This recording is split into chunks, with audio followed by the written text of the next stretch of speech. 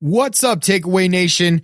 Hey, I recorded an episode this week with our buddy Mark Wemkin from the RotoBros podcast, and I'm going to throw it out on our channel. Feel free to listen, give them a subscribe. There's a lot of great DFS content on this episode, so enjoy.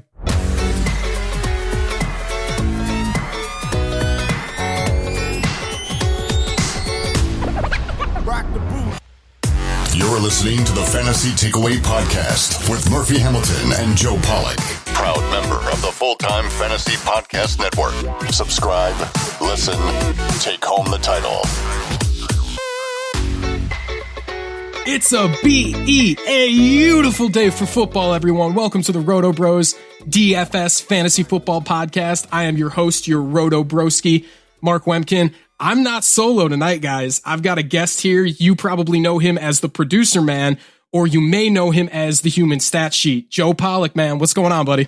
Was that a Jim Carrey reference in your intro there? Yes! Yes, it was. I'm so glad you, Bruce Almighty, man. I'm so glad you, I've been working on that all day. What'd you think? That was good. I liked it a lot. All right. Joe, where can we find you, man? You can find me at Human Stat Sheet on Twitter. You can always find our podcast at thefantasytakeaway.com, or you can find us all in the NFL Fantasy Football discussion group on Facebook. So, all right. Now, if you're part of the Discord chat or part of the RotoBros Patreon, you know the structure of these shows. I like to keep them short and sweet, but with Joe on here, I want to have a little fun, but we can get right down to it. We're going to break down the main slate for week 5. We got some juicy games. We only got 2 4:00 games, which is a little frustrating for me. But let's get right to it. First game on the slate, we're looking at Baltimore at Pittsburgh. Joe, what do you got for me, buddy? You know, in this game, honestly, I think Lamar Jackson is always in play because if he's not passing at an elite level, he's running at an elite level. And you just can't really get away from him. Even at the price, I think he's a pretty good play, whether you're talking cash or tournaments. He's averaging 1.15 points more than his 4X value at 7,100. And based on the matchup, I really kind of like the stack with Marquise Brown this week. He's only 5,700. You could get an elite play out of him at 5,700. I'm really glad you mentioned Hollywood Brown because he's been a chalk bust each of the last 3 weeks, or I should say each of the last 2 weeks, after he exploded in week 1 and pretty much broke the slate. He's leading the team in routes run. He's leading the team in weighted opportunity. Over the course of his first 4 NFL games, he is absolutely crushed. I mean, he's seen a 6.2 weighted opportunity rating, 24% target share, 36% of the air yards market. And you know what I'm actually interested in this game? A lot's going to depend on Mark Andrews' ownership or his projected ownership, but Mark Andrews has commanded a 23% target share of his own, 50 weighted opportunity rating. He's actually outscored Hollywood Brown by 7 PPR points. So could you get behind like a Lamar, Marquise Brown, or Mark Andrews stack? I think I could get behind a 3-player stack. I probably wouldn't do it in cash because there is a potential for this game to be a total blowout if things go wrong for Pittsburgh and Mason Rudolph can't get it together. So it's kind of tough to stack those guys in cash just because there could be a world where they run the ball 40 times. So I think in tournaments, it's a pretty decent play. One of the notable things about this, Marquise Brown exploded early, but he's one of the only 5 wide receivers in football to have his snap count or snap percentage rise every single week. He's almost up there as an all the time on the field guy. Yeah, I mean, from a weighted opportunity perspective, from like an air yards market share perspective, he is a wide receiver 1. Over on FanDuel, he is way too cheap. I think he's like 5,400 on FanDuel, and I want to say 5,700 on DraftKings, but he's in the 5K range on both. When a guy with that kind of opportunity is in that 5K range on FanDuel, it's almost a lock for me. I could play him in cash. He has cash game opportunity, and he's too cheap. He's way too cheap, and I think people are frustrated, so I don't think people are going to be looking his way.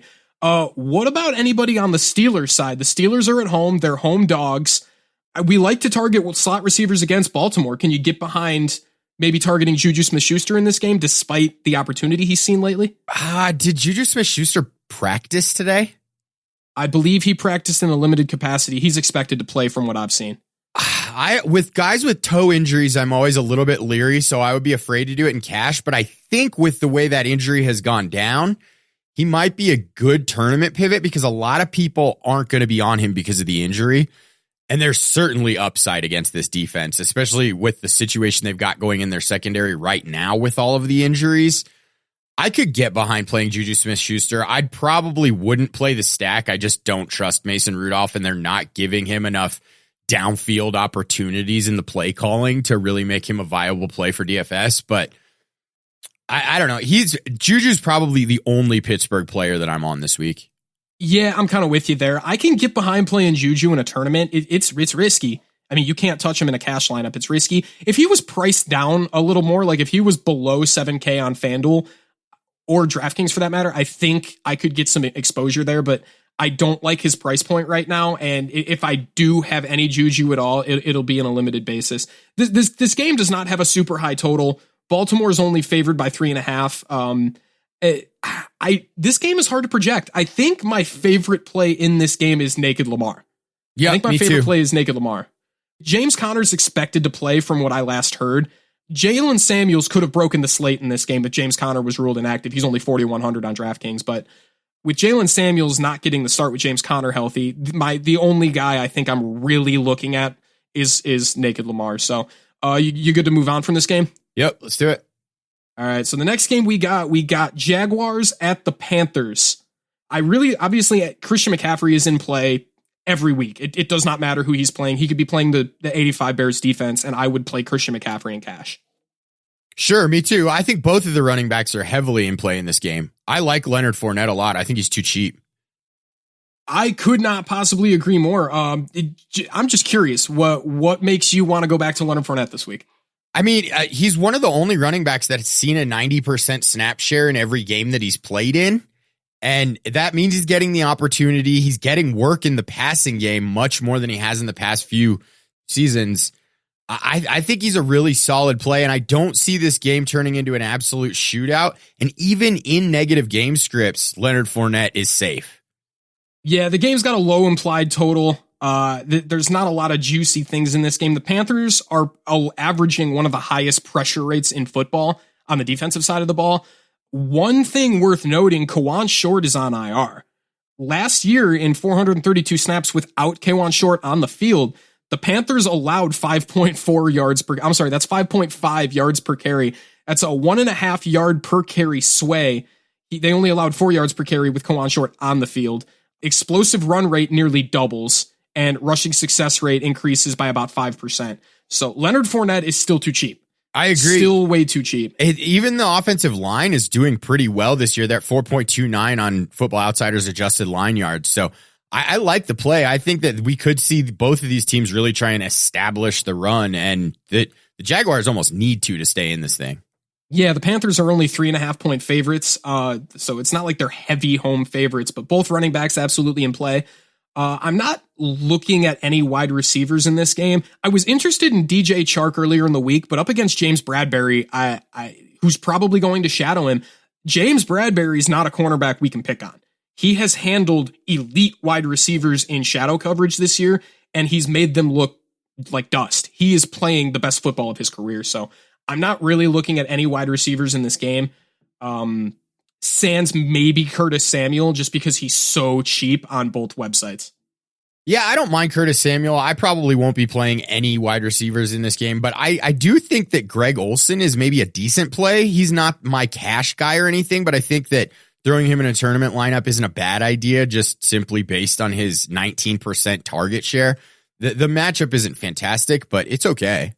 Yeah, there's a lot of low totals on this slate, and for some reason, this game just looks kind of gross. Are either of these defenses in play for you? I think I could get on board with either of these defenses, but they aren't the plays that I'm going to this week.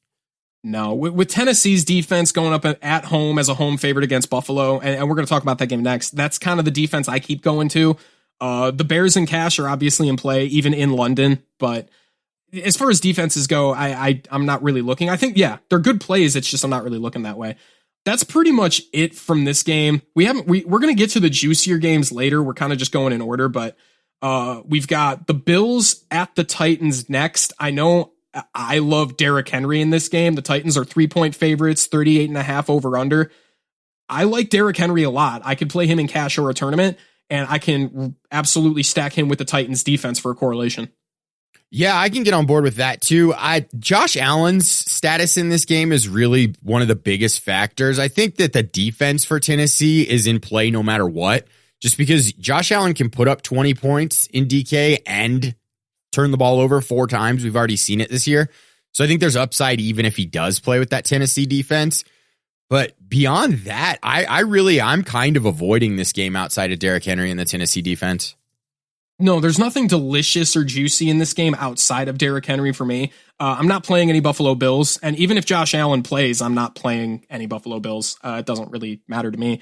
That's my favorite stack, though. That's like my favorite stack of the week is just going with Derrick Henry, especially if Derrick Henry comes in under-owned. I'm using the dynamic rankings tool at TQE, and I really don't like to publicize a lot of this, but he's projected for sub 10% ownership right now. He's projected to be outside the top 8 running backs as far as ownership is concerned. And at his price on DraftKings at $6K, he's 6,700 on FanDuel.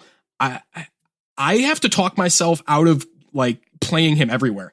I love the price point. I love the spot for him. But other than that, and the Titans defense, I really don't want anything from this game. I pull projected ownerships from multiple sites, and I have him sub 5% on 2 of the sites. It's kind of proprietary information for those guys, so I'm not going to say which ones, but I think he's a good play, exactly. And I think he's almost a contrarian play. Yeah, I know Elliot Christ wrote him up in his 10 under 10 play article for the Quan Edge, and I saw him in there, and I've been thinking all week, like people are probably, this is a good week with Taylor Lewan back to play Derrick Henry. I think I've said, I wrote it up in my injury impact report on the Quan Edge. I also mentioned it on 2 different podcasts this week, how much Taylor Lewan matters to Derrick Henry's production. And like Derrick Henry's producing as the RB8 right now without him. So he's getting his best offensive lineman back. I'm all over Derrick Henry. And if I get him at suppressed ownership, I'm going to be ecstatic. But moving on, we got the London game. We've got Chicago and Oakland. There's really no true home favorite here. But the Bears are -5 with a 22.75 implied total per Fantasy Labs. But there is some interesting plays in this game for me. I'm on Tariq Cohen. Me too. I am definitely. Yeah. All right. Good to hear it because he's not getting any buzz, so he could come in under-owned, especially because David Montgomery is projected to be like chalk in this game. And this is something I didn't see coming. I did not expect David Montgomery to warrant attention from the industry despite the work he's been getting. But if David Montgomery is going to be chalky this game, I want Tariq Cohen everywhere. Yeah, I think he's a great pivot. Just look at what happened to his target share last year when Mitchell Trubisky went down. It absolutely skyrocketed. I could see him getting double-digit targets in this game. I think it's well within his range of outcomes. He was commanding a 15% target share with Mitchell Trubisky on the field last year. That spiked up to 29.5% with Chase Daniel on the field. If he's getting a third of the targets in the offense, he's an absolute must play at 4,800. Tariq Cohen has such a high ceiling because he's got splash play equity, he's got touchdown equity, he's got target volume equity, and he's just so cheap. I'm not saying he's too cheap because his floor is very low. I don't recommend him in cash, but in tournaments, I'm going to have a lot of exposure to Tariq Cohen in tournaments. Taylor Gabriel's not expected to play in this game.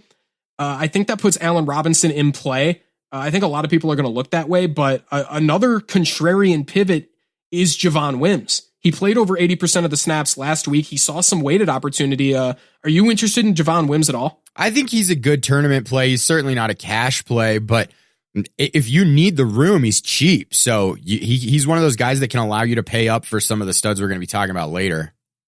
Yeah, he's almost minimum priced. He commanded a 15% target share last week, 29% of the air yards. He trailed Allen Robinson in both, but Allen Robinson is this offense's target hawk. He's the alpha, he's the X, and I've been saying that for I don't know how long, and nobody wanted to listen to me. So I'm gonna take my victory lap here on Allen Robinson, even though he's not crushing, but I was right about Allen Robinson, so I'm gonna take my victory lap. I am kind of worried about his decrease in weighted opportunity just based on Chase Daniel's risk averseness, I guess I'd say. Like, he doesn't throw the ball downfield hardly ever. Oh, don't get me wrong. I don't think I'm playing Allen Robinson this week. I'm not in love with Javon Wims, but I do think he could be a good pivot off of the Auden Tate chalk, which we'll get to in a little bit here. But out of everyone in this game, kind of like the last game we talked about, I want Tariq Cohen and the Bears defense. That's pretty much all I would be willing to play. What about Darren Waller? Is Darren Waller a total pivot for you? Darren Waller's in play. Darren Waller commands such a massive piece of this offense. He's priced down. He's not insanely expensive. I want to say he's like 5K on DraftKings, but he commands such a giant piece of this offense. He leads the team in weighted opportunity this year at 59 point, 29% target share. That's outrageous. His target share is almost up to 30. He's almost seeing 10 targets a game. So he's still in play. I think there are too many good tight end plays to really jam him into my lineups. I really like Jimmy Graham this week. Mark Andrews is way too cheap. I think we talked about him already, but Darren Waller's still in play. Yeah, he's run 116 routes this year, and he has 2.76 yards per route run. So those are elite numbers, essentially. I think I would go somewhere else, though, because Tyrell Williams did not participate in practice in all 3 sessions this week. And I see the Bears really giving Waller a lot of attention in this game. And I think there are better plays on the slate for sure. If Tyrell Williams can't go, I think the Bears are going to completely bracket Darren Waller. I don't think they're going to let Darren Waller beat him. The thing is, Darren Waller's a freak athlete. He has like a 95th percentile SPARQ score. He is a freak athlete who, if you give him space, he is athletic enough to kill you. So I think if Tyrell Williams is off the field, I don't think that's actually good for Darren Waller. He could see a spike in target share. He could, but I don't think he's going to be efficient with his numbers at all. And if you were getting him at like 3 or 4K, you have to take the target share, but he's well over 5K on both sites. And there's better plays this week. Agreed. There's just so many gross games with low totals. Like this one's total is 40.5. The Bears have a decent implied team total, but it's not. I don't think Oakland is going to push them at all. So I think this game is going to get gross. We got our first decently attractive game of the slate. We've got the Buccaneers at the Saints. Michael Thomas is 6,600 on DraftKings. Too cheap. He's way too cheap. This is I don't understand how you can be this cheap commanding that kind of a target share in an offense. Even if Teddy Bridgewater is your quarterback, he's just too cheap. You look at his target share and his weighted opportunity, he's still commanding a 0.75 weighted opportunity rating, 31% target share, 41% of the air yards market. He's seen 42 targets this year. He's averaging over 10 targets a game. I don't care who's throwing him the football. I can buy 10 targets a game at 6,600, especially somebody who is seeing gross weighted opportunity like Michael Thomas is.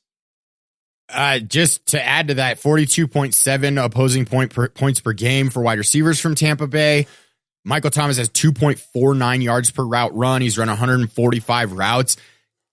He's an elite play at 6,600. I think that his ceiling is probably a little bit capped with Teddy Bridgewater throwing him the football, but I think he's a guy that you can't get away from at 6,600. No, he's at that price. He's going to be super high owned. I think there's an argument to be made for him being potentially the highest owned play on the slate. Just looking at this slate, I mean, who is going to command more ownership? The only person I can think of is Auden Tate, at least on DraftKings where he's 3,500. The only person I can think of that is going to come in higher owned is Auden Tate than Michael Thomas. So I think Michael Thomas is going to make my cash build this week. I don't know how he doesn't. He's just too cheap. Other than this, I'm really, really interested in seeing what Alvin Kamara's ownership is going to be. If Alvin Kamara comes in under-owned, and I really think he's going to, I think he's going to be outside the top 10 running backs in terms of ownership. He comes in under 10% owned. I want Alvin Kamara everywhere. I don't know if you're going to get your wish there. I think that just based on name value and the potential, like people look at that defense from last year that Tampa Bay was putting out on the field, and they still think it's going to show up at some point. So I project Alvin Kamara somewhere in that 12 to 14% range, but if he's under 10, you absolutely have to play him. Yeah, I don't think I'm looking that way in cash. There's just so many good cash game plays. And because we know that he doesn't have as safe a floor with Teddy Bridgewater on the field as he does with Drew Brees, he still has a 35 to 40 fantasy point ceiling just on target equity and touchdown equity. Right now, over on TQE, we have him projected to be under 10% owned. I don't want to give out his exact ownership. I really don't want to say who's ahead of him, but he he is projected to be under 10% owned, and I am looking that way in tournaments. I'm probably going to play him in my primary tournament build. In cash, I'm looking at David Johnson and Dalvin Cook more, and maybe even Ezekiel Elliott. We'll get to him, but in tournaments, I want Alvin Kamara. What about the Bucks receivers? Where do you stand on the Bucks receivers this week? I'm more Godwin than Evans, but I think that they're all pretty decent plays. I think that there is a chance that this game could shoot out, and we've seen games where both of those guys are relevant. Oh, yeah, absolutely. I think it's completely possible. Both of these guys are almost neck and neck in weighted opportunity. They both have 40-plus fantasy point ceilings, so they're both absolutely in play. They're just a direction I haven't really been going with my builds this week. And I really don't take building seriously until we get to like Friday night and Saturday night. That's when I really start going, all right, now I'm going to really build my lineups. But even in my, I'm just messing around because I'm bored building lineups, they haven't really been making it. I just think there are better plays at the price point with the spots Julio Jones is in, the spots DeAndre Hopkins are in, and obviously they're going to command higher ownership, but that doesn't make them not better plays. Sure, I actually have Chris Godwin in my cash lineup right now, but I have Julio Jones in my cash lineup too. So I made some kind of riskier moves, but I feel like Auden Tate's a guy I just can't get away from. We'll talk about him later, obviously. At 3,500, playing over 90% of the snaps and commanding a target share over 20%, it's impossible to get away from Auden Tate in cash. Honestly, if he comes in at like 30% owned in cash, I'm chalking that up as a win. Because yeah, totally. I do at that price with that opportunity and with everybody in the industry on him now, we could easily see like 60 or 70% ownership in cash, just like we did Nelson Aguilar 3 weeks ago. The funny thing about that is like people were still fading Nelson Aguilar in cash. I faded him in tournaments. That week, and I pivoted to Philip Dorsett, and it didn't completely hurt me. He only outscored Philip Dorsett by 5 points, but in cash, you couldn't get away from Nelson Aguilar, and you couldn't get away from Wayne Gallman in cash last week. You needed to play Wayne Gallman. I can't get away from Auden Tate in cash this week. Correct. What do you think about Jameis Winston? Are we on Jameis Winston at all? I'm not playing him. Yeah, me neither. Not in this spot. I don't love his history in New Orleans. That was actually the thing too, is if people are going to play Jameis Winston, I'm kind of interested in maybe looking at the New Orleans DST. I think they're going to come in super under owned, but the thing with Jameis Winston, he's still projected to be like the 6th or 7th highest owned quarterback on the slate, depending on where you're looking. I don't know. I think I would rather just play the New Orleans defense as a leverage play and kind of call it. Yeah, that makes sense to me. I think there are a lot more safe quarterback plays. As a tournament stack, maybe in a cheaper tournament, I could see going Winston Godwin or Winston Evans, but I'm probably not investing in it heavily. Quarterback is not very attractive this week, I've noticed. I think I've got pretty much my 5 or 6 top plays at quarterback. You've got Deshaun Watson, you've got Andy Dalton. I'm playing Kyler Murray in cash over on FanDuel, I believe. He's too cheap on FanDuel. He's priced outside the top 10 quarterbacks, but Kyler Murray is like unplayable on DraftKings. We're going to get to that. We keep bouncing around here, but let's move on to Falcons at the Texans. This is a game that everybody is going to stack. It's got the highest total on the slate. It's got a 50 over under right now. Houston is a 4-point favorite with a 27 implied team total. This is the spot where everybody wants to stack the Texans. Everyone is going to look at Deshaun Watson, DeAndre Hopkins, Will Fuller. I'd almost rather stack Atlanta. I can get behind that. I could absolutely get behind stacking Matt Ryan. I think he has potential to come in under-owned in this game, but right now he's projected to be at least 10% owned, probably higher. I like this game. This game is going to shoot out. I think it's as safe a bet to shoot out as pretty much any game. Deshaun Watson is the 2nd or 3rd highest priced quarterback on the slate. I want to say he's 6,700 on DraftKings, and I think he's like 8,200 on FanDuel. Let me see where he's at. Yeah, he's so 67 Deshaun Watson, on DraftKings. Yeah, 2nd highest behind Lamar Jackson. I think I'd rather just play Lamar Jackson if I'm paying up, especially in a tournament. I think you can play Deshaun Watson in cash. On DraftKings cash, you can absolutely play Deshaun Watson. Good tournament play, super high ceiling. Who else do you like in this game? Everybody. Yeah. I think that I'll probably have shares of almost every offensive weapon and 0 DST shares in this game. I'm not stacking it in my cash lineup, but I would consider it for sure. Okay, so do you not like a potential leverage play for Houston's DST here? The entire Falcons offensive line is dead. I don't totally hate it. I don't think I'd invest heavily in it, but Matt Ryan has been turning the ball over like crazy. His pressure rate is high. His deep adjusted completion percentage is absolute garbage because he doesn't have any time to throw. It's at 38.1%. I think it's a decent play, but there's just so many good defense plays on the slate this week. Like, how do you do that over Tennessee? Yeah, no, I'm with you. In a tournament, as like a leverage play, I can get behind it. It's not one I'm like insisting on jamming into my lineups. As far as this game goes, Calvin Ridley has really only commanded a 13% target share over the last few weeks. He's almost been phased out of this offense. Mo Sanu's out-targeted him. Julio's out-targeted him. Austin Hooper's out-targeted him. Is this a get-right spot for Calvin Ridley, do you think? I think that really depends on how Houston decides to play it, because what's been happening is that they're just forcing him to the outside and they're leaving Hooper and Sanu essentially uncovered over the middle on almost every play. And that's why we've seen this massive target share for Hooper, this massive target share for Sanu. And those guys really aren't getting much weighted opportunity. They're just getting volume. So it depends. I think if he can get open over the top, he's probably a pretty good play, but I don't think that target share is going to increase substantially because what other defenses are doing is working against this team. I would agree with that. Calvin Ridley, I misspoke earlier. Calvin Ridley's target share has dropped over the last 2 weeks. It's over the last 2 games, it's down to 8%. 8% target share. Austin Hooper and Mohamed Sanu combined have commanded 42% of the team's target share. Julio Jones is at 18%. Julio Jones, it's a Julio week. It is I'm playing Julio in cash week. For sure. Yep, Julio is, I think, a lock in cash. You don't have to jam in the high-end running backs this week. You kind of did last week with Christian McCaffrey and Austin Eckler, but you had Wayne Gallman for that salary relief, and you had to play Wayne Gallman. So I do like playing Julio in cash. I did a cash build earlier this week, just kind of messing around that I was able to get Julio and Nook in, and I believe it was a Deshaun Watson stack. So it's doable. It's very doable, especially with Auden Tate offering that salary relief. This game is going to dictate the direction the slate goes. If this game truly shoots out, everyone that stacked it is gonna and it's gonna be chalky. It's probably gonna be the first or second chalkiest stack on the slate. So this game is really going to dictate which direction the slate goes, along with Arizona at Cincinnati. But we're almost to that game. We got one more to cover before that.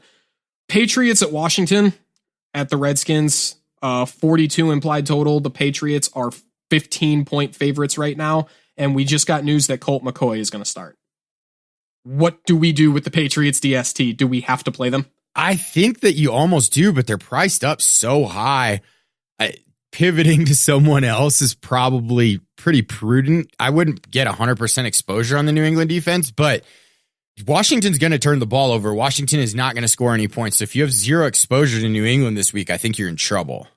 Yeah, this is going to be kind of difficult for me because going into the week, I did like Tom Brady as a play. I liked his price point. I thought he was a really good pivot off of Matt Ryan and Deshaun Watson. I thought he was a solid price point pivot, and I didn't think a lot of people were going to go Tom Brady's way. But this game, I don't know how to project it. That's my hardest part.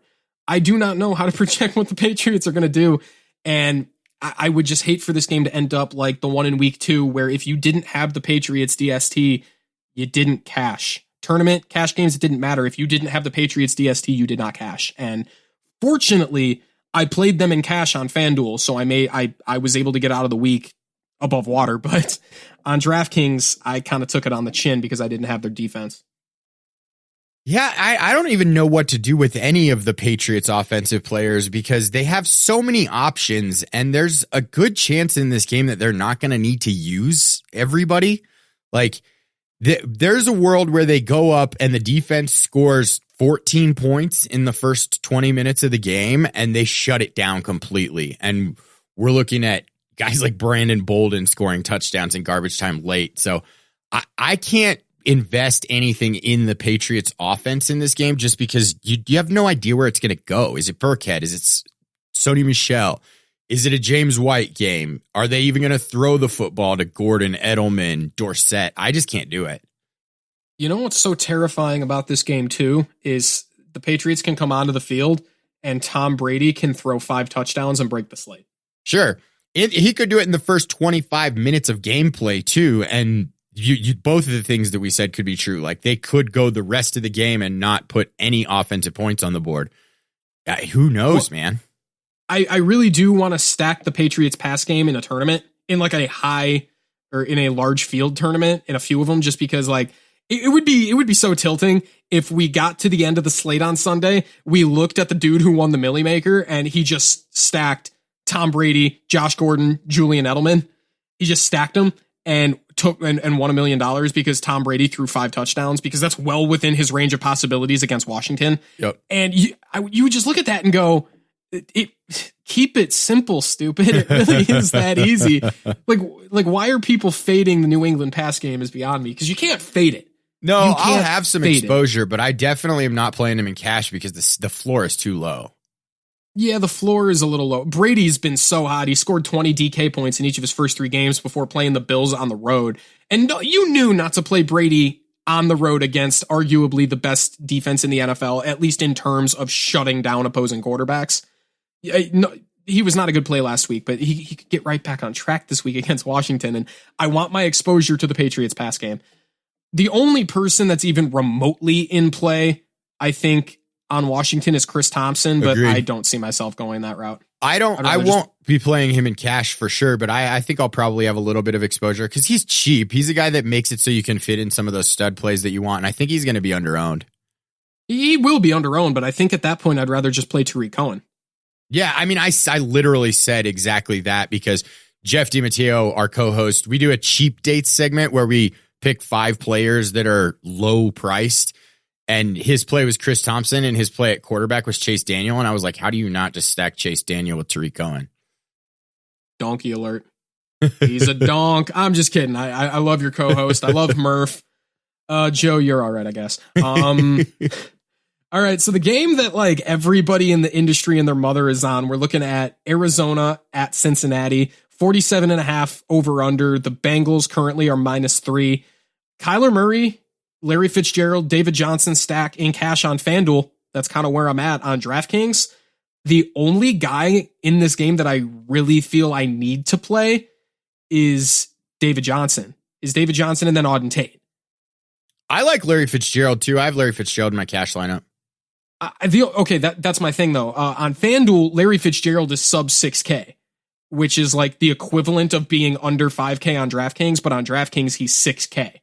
So he is priced way down on FanDuel compared to DraftKings. And I play on both websites each week. I put about $100 on into the field on each website. So like 200 total.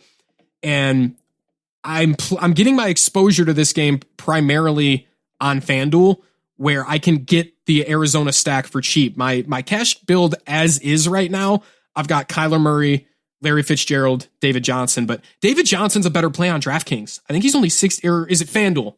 I think I'm getting these confused. He's only 6,800 on one of them, and that's where I want David Johnson. He's 7,500 on DraftKings. That's it. He's 6,800 on FanDuel, and like that's outrageous because he's going to see another 10 targets. He commanded like a 29% target share last week with Damiere Byrd out. Christian Kirk is out now, and Damiere Byrd is expected to miss again. Larry Fitzgerald and this offense is going to be so concentrated between Larry Fitzgerald and David Johnson. Like, just stack those 3. Don't scrape the barrel with Keyshawn Johnson or Andy Isabella or Trent Sherfield. I'm not scraping the barrel with them. I just want the pieces of this offense that it's going to flow through. It's going to be heavily, heavily concentrated at the top with Larry Fitzgerald and David Johnson. So those are the 2 I want. On DraftKings, you're talking about how you're not really all that interested in Larry Fitzgerald at 6,000. Who are you interested in that price point if you're not? Because the guys that I'm looking at, I'm not all that interested in, like Josh Gordon, Alshon Jeffrey. Oh, I'm very interested in Alshon Jeffrey. I mean, for cash though, I could play Alshon Jeffrey in cash. Fair enough. My only concern with that game is, especially now that Sam Darnold is ruled out, I was a lot more interested in a Philadelphia stack when I thought Sam Darnold was going to play. But with Luke Falk at quarterback, I really don't see anybody on that team that's going to be able to push Philadelphia to throw more. My only thing is, if they go up to, if they're up 21-0 at the half, how do we think they scored 21 points? I'm just going to assume Carson Wentz threw at least 2 touchdowns. So if you don't play Carson Wentz, I'm fine with that. I loved him earlier in the week when I thought Sam Darnold was going to play. Now that he's not, I'm off Carson Wentz completely, but I can still play Alshon Jeffrey. His opportunity since Deshaun Jackson has been out has been pretty favorable. He's really only played 1 full game, but in that game, he still commanded a 0.83 weighted opportunity rating, 33% target share, and 47% of the weighted opportunity. He saw 9 targets against Green Bay. Like, I can buy Alshon Jeffrey there. All right. I think I'd play Fitz over Alshon Jeffrey in cash. Yeah, I guess in cash it makes more sense. The only thing is I can get away from that price point completely in cash with Auden Tate freeing up so much salary. If you pay up, you can get Tyler Boyd. And we haven't really talked about the Bengals yet, but I love Tyler Boyd in this spot. I was kind of thinking about Tyler Eifert earlier in the week. He's seen 5 targets in 3 or 4 games, but he's really only playing 50% of the snaps. And when you really watch Baltimore, are they really bleeding points at tight end, or are they bleeding points against just big bodied pass catchers? Like, I think I would rather just play Auden Tate over Tyler Eifert and fade Eifert completely in both cash and tournaments. I think Tyler Eifert's a pretty decent play. He's leading the team in routes run by almost 100% over CJ Uzomah. So I think that's a better correlation for tight ends than snap share is, because look at Mark Andrews. Mark Andrews is playing like 40% of the snaps this season, and he's by far the number 1 target on that team. Yeah, I guess that's a good point. It's just, my thing is, I'm playing Auden Tate in cash. Yeah. And I am not playing Auden Tate and Tyler Eifert. I am not eating low-priced Cincinnati Bengals chalk twice in one lineup. I won't do it. I would rather get my Auden Tate and move on. On FanDuel, where I don't think you have to play Auden Tate because there's so many low-priced options at wide receiver between Hollywood Brown and Will Fuller and Larry Fitzgerald. You don't have to play Auden Tate to build a good cash lineup. There, I could contemplate playing Tyler Eifert so long as Tate is not in my lineup. But on DraftKings, where I'm for sure playing Auden Tate, I'm not playing Tyler Eifert. Fair. What about Joe Mixon? Because Joe Mixon has not gotten any sort of like discount on FanDuel. I believe he's 7,100 on FanDuel, but he's pretty cheap on DraftKings. Like, Joe Mixon's in a good spot. He's in a very good spot. Are you playing Joe Mixon? I couldn't bring myself to do it in cash, but I'll certainly have some shares in tournaments. He, interestingly enough, that the stat that I was talking about with players that have had their snap share increase in each of the first 4 weeks, for running back, that list is Joe Mixon, David Montgomery, J.D. McKissick, T.J. Yeldon, and Benny Snell. Mixon played 38% of the snaps in week 1. He's up to 61% of the snaps now. So it looks like it's moving in the right direction for Joe Mixon. My problem is that I don't see them using him in a way that's conducive to scoring fantasy points. Like, he's running up the middle between the guards way too often. They're not getting him out in space in the passing game nearly as much as I'd like to see them. I like Joe Mixon, but I think in cash I'd have to go another direction. And in tournaments, I think it's a pretty good play because I think he'll be pretty lowly owned.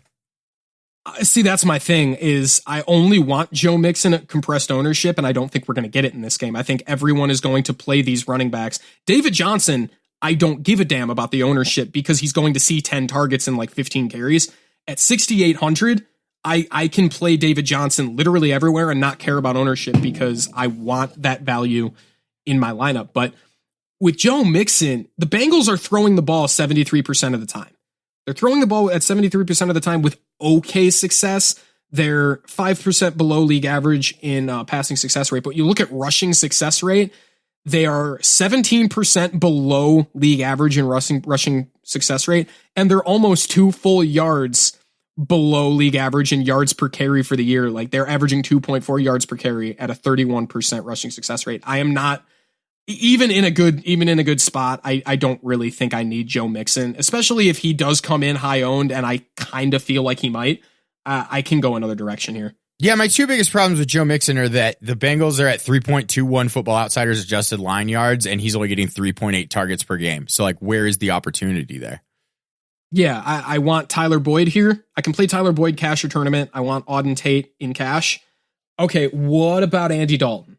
Are you playing Andy Dalton this week? I'm pretty scared, but I wouldn't put him in my cash lineup, but I could have some exposure in tournaments. After last week, he's still going to be a relatively low-owned guy, I think. So I could see myself stacking him with Tyler Boyd in that game or stacking him with Auden Tate so that I can pay up everywhere else. But it's not a play that I'm really excited about. You know, I'm having such a hard time on DK Cash right now. Like, I think I've got the FanDuel code figured out, but DK Cash, I almost feel like I just want to stack the Bengals passing game. Like, they're still passing at a 73% clip, like I already stated. This is a high volume passing offense. It's the highest volume passing offense in the NFL. 140 pass attempts on the year. Andy Dalton's averaging 7.5 yards per attempt, so it's not grossly inefficient. Like, it's decently weighted passing volume and passing opportunity. So in DK Cash, I could get behind stacking Andy Dalton, Tyler Boyd, Auden Tate, and then running it back with David Johnson, and then kind of building around that. Because on FanDuel, I'm doing the opposite. I'm just stacking the Arizona passing game and kind of moving on. We're on to Jets at Eagles, and this game was intriguing to me before Sam Darnold was ruled out. With Sam Darnold ruled out now, the Eagles are 14.5 point favorites, 43.5 over under. I wanted to stack the Eagles in this game because I thought they were going to go overlooked. I really wanted to play Robbie Anderson in tournaments as kind of a pivot off of that Will Fuller chalk. But with no Sam Darnold, I don't know if I can do it. Yeah, I don't think that I can take any of those offensive weapons except maybe Le'Veon Bell. Like, he's getting 7.7 targets per game. The offensive line's terrible, so I'm not expecting all that much in the running game. But just, if you get him 10 targets in this game, which is totally plausible if Philadelphia jumps out to a big lead, I think Bell could be a pretty good play trying to play catch up there. I kind of like that play. I wouldn't do it in cash No, me neither. Pretty much. Yeah, 24% target share this year. He's leading the team in fantasy points. Like, this is another compressed offense. It's Le'Veon Bell, Jamison Crowder, Robbie Anderson.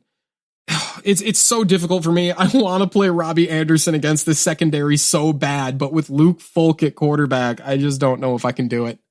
I can't do it. I mean, like, if you're going to go throw, like, one lineup in the play action, throwing an absolute Hail Mary and stack Luke Folk and Robbie Anderson, fine, go do it, but I don't have the balls. I might do it. I might do it in a $1 like large field tournament just for fun. I'll play Luke Folk, Robbie Anderson, Le'Veon Bell, and like, I mean, if it blows up, you're Alshon probably Jeffrey, taking that thing down unless you screwed up your pay ups. which I could absolutely do. I'm kind of a donk, so I might do it. I might do it just for fun. But basically in cash, I think the only dude in play is probably going to be Alshon Jeffrey. Everybody else is a tournament play. This game, I don't know if the Jets are going to push them. And it just, this is easily a game that could be like 24-0, 24-3. Yep. And if an offense only scored 23 or 21 to 24 points, it's like it really didn't blow up. So the pieces you did like had somewhere between a floor and a ceiling game. It's like, this isn't that attractive to me.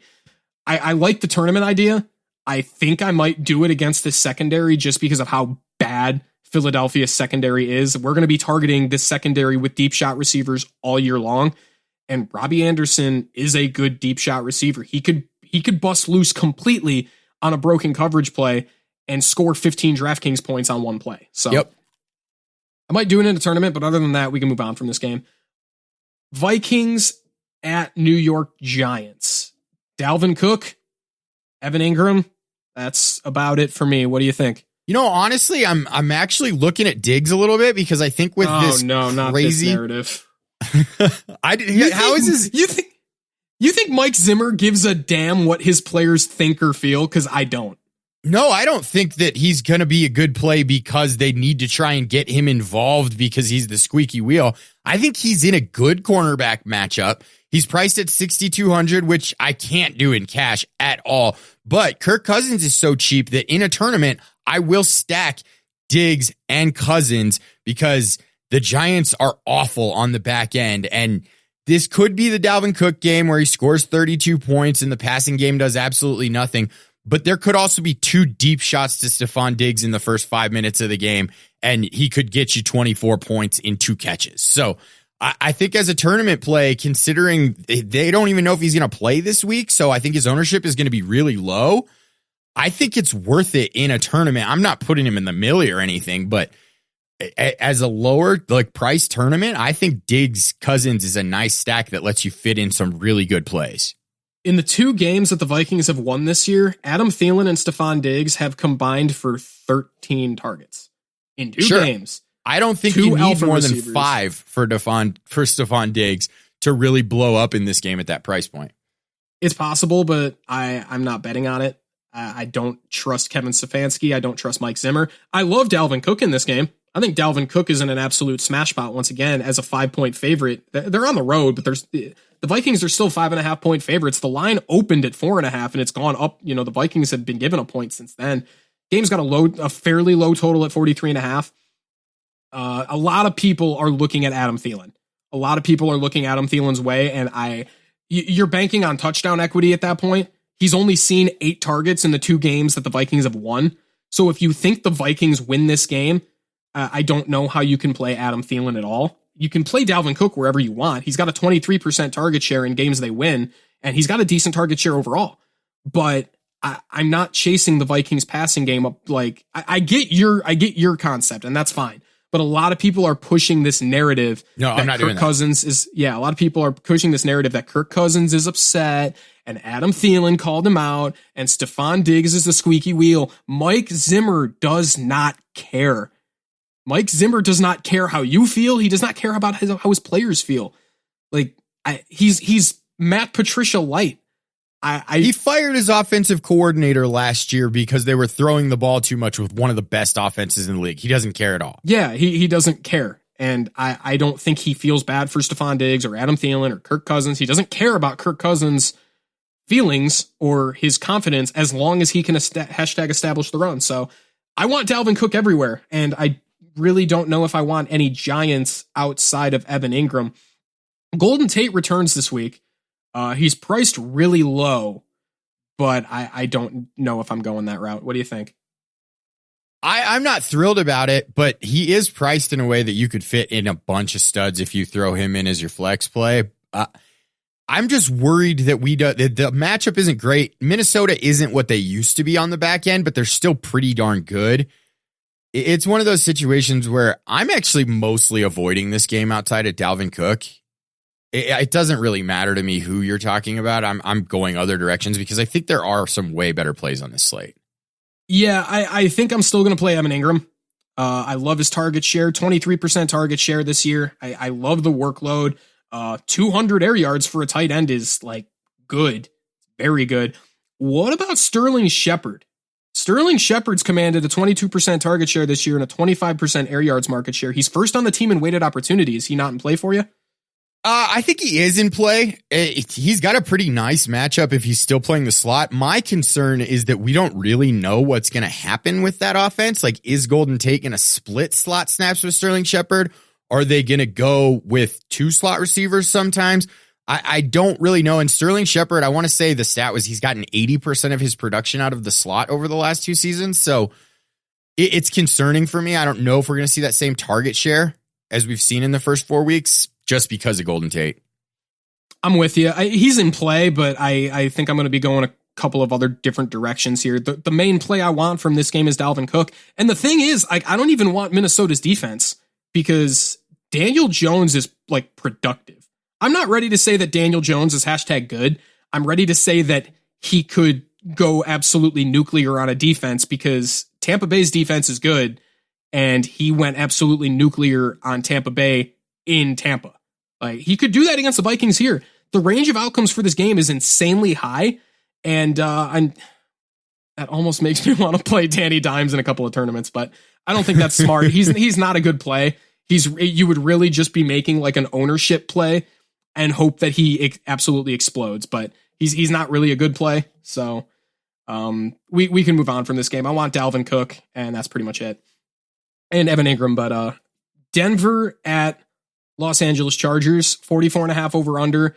The Chargers are 6.5 point favorites with a 25.5 implied team total. That's one of the higher implied team totals on the slate.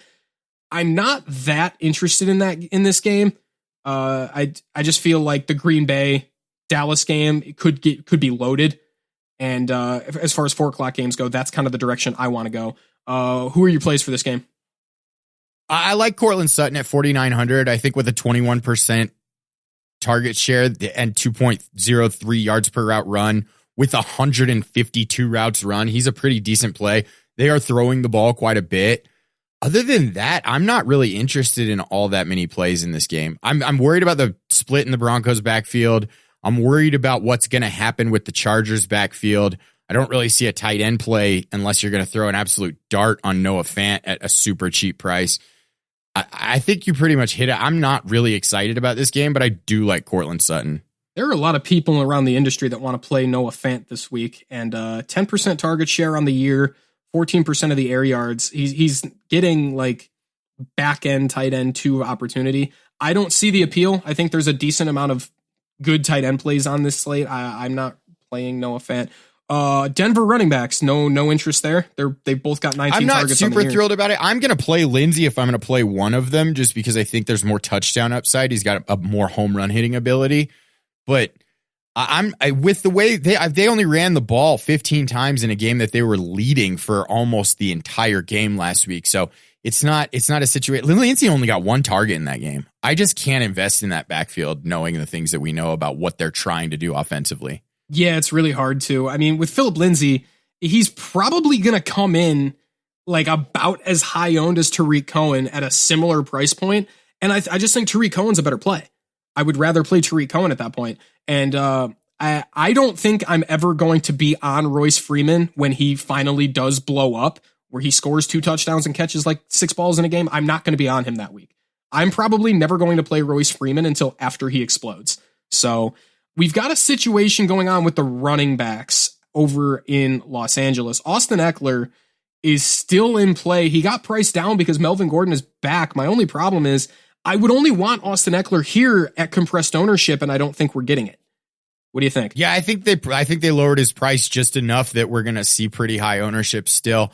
I think that he's probably getting the majority of the snaps in that backfield this week. I don't think they're ready to throw Melvin Gordon out there, but I'm guessing at that point. We're all guessing. We don't know what Anthony Lynn's going to do. So it's a situation that I'm kind of avoiding. I'm interested at both of their price points, definitely more Eckler than Gordon, but it's just what are they going to do? We don't know what that offense is going to be.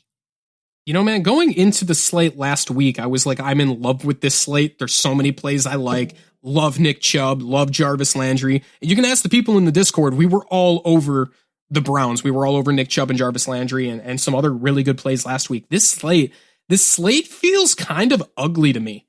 Like, I don't feel super great about anybody except like Derrick Henry and David Johnson, who are like my 2 favorite plays on the slate. I don't love like anybody on this slate. It just feels kind of ugly to me. That's totally fair. I think there are some good plays. And honestly, playing cash is kind of nice when the slate's a little bit ugly, because if you just hit decently on all of your plays, you're usually going to hit that cash line where like 120 points can cash. Like, yeah, I both love and hate those weeks because it makes me feel like, all right, I didn't have to do much, but there are also those weeks where like 120 points cashes and your lineup produces like 108, and it's like, what the hell did I do? We got one more game on the slate here. Oh, we didn't even talk about Keenan Allen. Are we on Keenan Allen at all? I'm not super high on Keenan Allen this week. I think that they're going to bracket him, and I think he's going to primarily be seeing Chris Harris. And Chris Harris isn't the Chris Harris that we used to know, but he's still a pretty darn good corner. And if you have him with help over the top, like Keenan Allen will get his, but I don't think that uber high ceiling that we saw in the first few weeks is going to be there. You know, my problem playing Keenan Allen here is even if he does see a shadow, I don't care. I still think you move him if you move him inside, he's normally going to get the leverage because he is an inside receiver. And if somebody follows him to the inside, Keenan Allen is more times than not going to have the leverage. But if Chris Harris follows him into the slot, Chris Harris used to be a nickel corner. He might still be the best slot corner in football. Yeah, I still think he's the best nickel in football. And even though now he's shadowing and moving to the outside, Keenan Allen gets no leverage if they move him to the inside and Chris Harris follows him there, because Chris Harris is a shutdown, lockdown nickel corner. So I don't need Keenan Allen this week. A couple of weeks ago when he blew up, like, you needed him to cash, but I can do without him this week. This last game, Green Bay at Dallas, I do like this game. I like this game a lot. I think there's a lot of good plays in this game. Who do you like in this game? I like Zeke. I know a lot of people are off him. I think his ownership is going to be insanely high, so I think there are better pivots in tournaments, but I think he's absolutely in play in this game, especially just based on what Jordan Howard did last week. Zeke is twice the running back, and unless they change that scheme substantially, he's going to eat. What do you think? The wide receivers for Green Bay have me really confused in this game. I like Marcus Valdes-Scantling a lot, and I feel like that's the thing. I've been saying in the Discord all week that you can play MVS in cash. You can play MVS in cash, absolutely. His target share spikes by 10% with Adams off the field, with Devontae Adams off the field. He was ruled out today. Devontae Adams was ruled out. And with a 10% spike in target share, like if he sees a 22 to 27% target share in this game, which is well within his range of outcomes, you can play him in cash at that price. The only problem is that Devontae Adams' injury occurred on Thursday night on an island game, so DK and FanDuel were able to adjust and they were able to price him up. Because I think if this injury happened over the weekend last weekend, Devontae Adams or MVS probably still would have been like low 5K, almost into that 4K range on DraftKings, and he would be in the 5K range on FanDuel. He's in the 6K range on FanDuel now, and he's in the 5K range on DK. So I still think he's a great play. I think on target share alone, he's a great play. I'm not looking at Geronimo Allison at all. If you want to play him in a tournament, okay, I get it, but that's not the direction I'm going. The other pass catcher in Green Bay I think I want is going to be Jimmy Graham. Yeah, I agree. I think Jimmy Graham's going to see a massive boost in target share. Just look at what Devontae Adams is vacating here. He had a 25% target share and a 0.59 weighted opportunity rating. That is got to go somewhere. Obviously, the passing game isn't going to be quite as efficient. They might not be taking as many shots, but you got to have some investment because you might be getting one of those elite plays just for this week for a substantially discounted price. Yeah, I think Jimmy Graham, he saw 9 targets last week. He's finally healthy. His red zone and end zone target share is outrageous. He is seeing a ton of that red zone target share. And with Devontae Adams off the field, like, Jimmy Graham is a great play. And I feel like he's going to come in under-owned. Like, people are just looking elsewhere. I don't think a ton of the field is on Jimmy Graham. Like, right now, we've got him projected at TQE as outside the top 5 highest owned tight ends. He's outside the top 7. Like, he could come in at like 4 or 5% owned. And I want Jimmy Graham at that point. I don't want Aaron Rodgers in this game. And I don't think I want MVS and Jimmy Graham in the same lineup. Given what I'm expecting MVS's ownership to look like and Jimmy Graham, I think I just want to choose one for cash and one for tournaments. But they're both in play.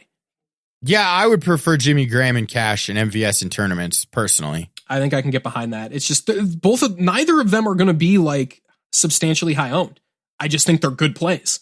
They're good, safe floor, high ceiling plays based on target equity and touchdown equity. Aaron Jones, what are we doing with Aaron Jones? You know, I don't think there's going to be as much touchdown equity to go around in this game, and that's really where Aaron Jones has gotten by. They've been pretty bad in the running game so far. What's his price point? His price point, I believe he's in the 6K range on both sides. I think there's better plays in that range. I'd be going somewhere else. Even I with could Jamal, see the argument even with for Jamal it, Williams out. I mean, do we think that Dexter Williams might slide into some of that role? I really don't know what to expect out of the backfield, and they haven't been particularly efficient in the running game. Matt LaFleur kind of hates him.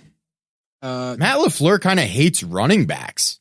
Matt LaFleur kind of hates everything that isn't establishing the run, in my opinion. But he played 84% of the snaps last week with Jamal Williams out.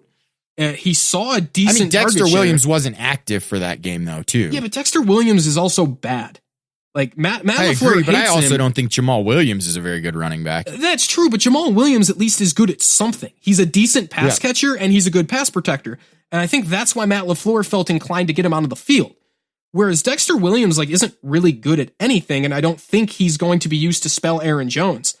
I could honestly see, and I hate the idea of predicting rational coaching, but I do think Aaron Jones could command another 70 to 80% snap share, and at that price point, at somewhat compressed ownership, I could absolutely get behind playing Aaron Jones here, especially if he's going to get bell cow usage for a week or two. He's not going to be that high owned. I think he's going to be well under 10% owned.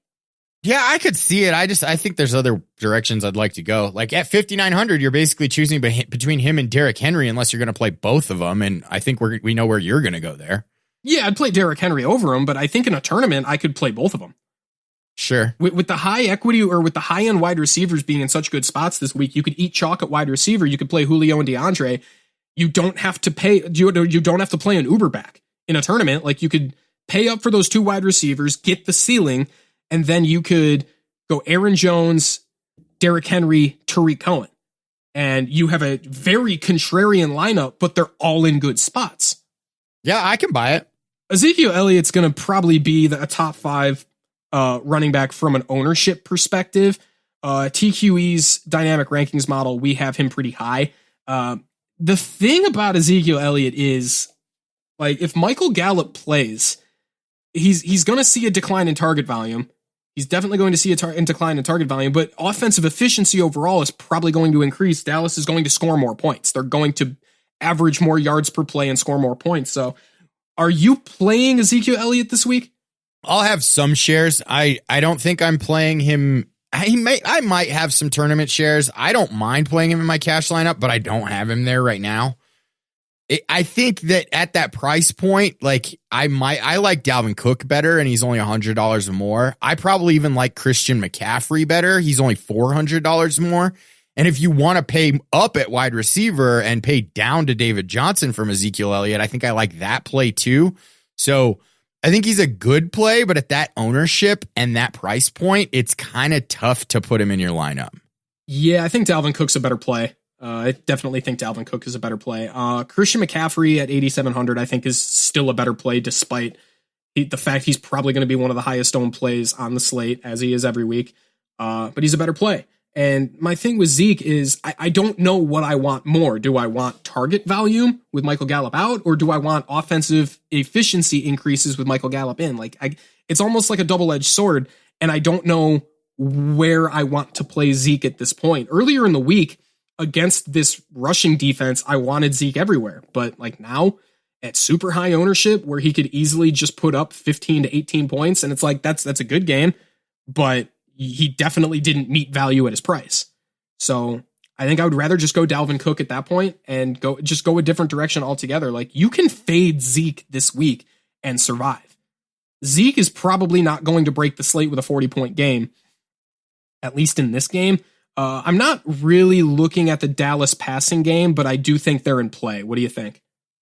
I'm not playing any of them in cash or tournaments, but I can see an argument for it. I don't like playing guys that just came off of a knee scope. So Michael Gallup is kind of out for me. It could be a nice contrarian play because I still think his ownership is going to be really low. But that defense for Green Bay has been very good. Their secondary has been locking people down. I just don't know how I feel about the secondary right now. It's not hard for your passing game to look elite when you've played Mitchell Trubisky, Kirk Cousins, and Joe Flacco. Sure. Carson Wentz was Carson Wentz didn't throw for a ton of yards, but he was able to pick his spots and kind of pick that defense apart and carve them up. So and that was in Green Bay. I really don't know how good this passing defense really is. I think Jair Alexander's a baller. I think he is a great cornerback. Outside of that, I want to see this defense play another good passing offense, and that's why I want Michael Gallup to return so I can really see what they're made of. But I'm kind of with you. I think there are better plays this week than Amari Cooper. I think there are better plays than Dak. Well, Dak Prescott is in play, but there's better plays at his price point. Deshaun Watson, despite ownership, is a better play. I think Lamar Jackson is a better play. My only thing is with Dakota Prescott is, I just called him Dakota. I do that all the time. In text, I will call him Dakota because I believe that's his real name is Dakota Prescott. And I'll call him Dakota as like a joke, but like it just sounds so weird. Like at that price point, I just don't know who I would rather have. I still think I would rather play Carson Wentz, despite our game theory for that game. I would much rather play Lamar Jackson. I'd rather play Deshaun Watson. I'd rather play Matt Ryan. I don't see myself playing Dak really anywhere. I won't be surprised. I haven't built all my lineups yet, but I won't be surprised if I have 0 Cowboys in any of my lineups. And that might be a huge mistake, but I feel like I think there are better plays at almost every price point for every player. In this game, that could easily either A, shoot out, or B, can be completely paced down where both teams just try to establish the run. I don't want to fade Dallas with a 24.5 implied team total. Like, they have a decent implied team total. I just don't know which play I want.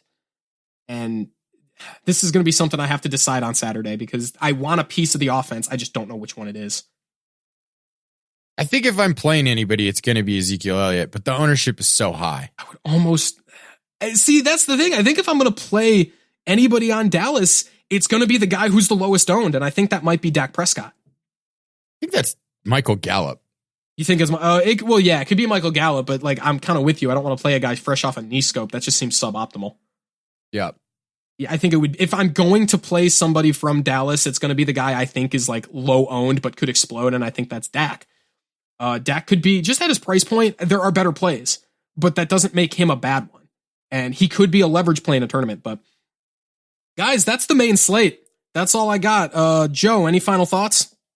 I think that I'm going all cash this week for the most part. So that's kind of what I suggest to you do too. I do think that there are some fun, low cost tournament stacks, and I'll probably have a couple of those, but I'm not going big on tournaments this week. This slate is just it looks so unpredictable to me. It's very unpredictable, but that could actually make for a fun like tournament slate because there's guys in good spots, in like really good spots where any other week they would be a cash game play, but they're going to come in under owned because the cash game lineups are going to be so obvious. Everyone is going to the same 2 games for cash. So that's why I kind of feel like some of these really good plays where guys are in great spots, but nobody is on them because they're too focused on playing Arizona and Cincinnati and Houston and Atlanta, that I honestly think the tournament lineups, like, they're kind of there. Like Tariq Cohen, Derrick Henry, Aaron Jones, Hollywood Brown. I really don't know where his ownership could be at. Dak Prescott has an insanely high ceiling, and he's probably going to come in under owned. Like, I want to see that Luke Falk, Robbie Anderson, Le'Veon Bell stack when you throw it out there. Joe, you're in the DFS Discord. I'll post it to Discord and we'll talk about it. All right. All right. That's all I got, guys. Remember, Joe, where can we find you? At Human Stat Sheet on Twitter or thefantasytakeaway.com. Joe is also one of the main hosts of the Fantasy Takeaway podcast. It's an amazing show. Guys, if you haven't checked out the Fantasy Takeaway, I think you're doing yourself a disservice. Me personally, I have no idea who the Human Stat Sheet is because Joe is the producer man to me and he always will be. But for the producer man, I'm Mark Wemken. You can find me on Twitter at MarkWemken. You're going to find me in FSA, Fantasy Sports Advice and Analysis, on Facebook every week. I don't always post what I post in FSA on Twitter, so make sure you guys are in FSA to get the full experience. You can find me at thequantedge.com every Tuesday, Thursday, and Saturday, coming at you with articles every week. And every Tuesday is the snaps and targets report from the previous week. That's the most important piece of literature that I write every week, and it's free to everybody every week. So make sure you guys are checking out the snaps and targets report. But hey, for the producer man, I'm Mark Wemken, and as always, keep ballin', baby. Thanks for listening to the Fantasy Takeaway Podcast. Don't forget to subscribe on Apple Podcasts, Google Podcasts, or wherever you listen to podcasts. And follow the show on Twitter at FF Takeaway.